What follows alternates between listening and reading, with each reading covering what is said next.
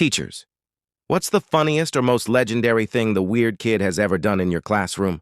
I'll go first, because I witnessed a level of sacrifice I still can't believe to this day. I had a student with special needs, a sweet girl who mostly kept to herself. One afternoon, during a dead silent reading block, it happened.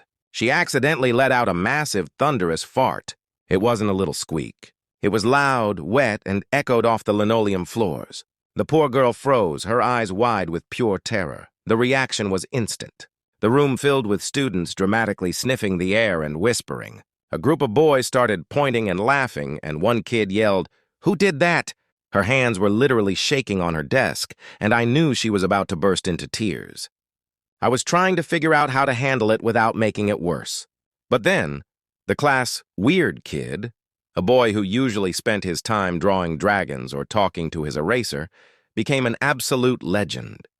Without missing a beat, he leaned back in his plastic chair, looked the laughing boys dead in the eye, and unleashed the most aggressive, earth-shaking fart I have ever heard in my life. It didn't even sound like it came from a human being. The entire class turned to him in total shock.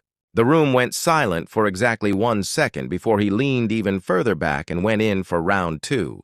If the first one was a warning shot, the second one was the asteroid that ended the dinosaurs. It was devastating, it was intentional, and it was loud. The classroom descended into absolute chaos. One kid was gagging into his sleeve, another was gasping for air, and the boys who were making fun of the girl were now looking at the weird kid with a mix of horror and newfound respect.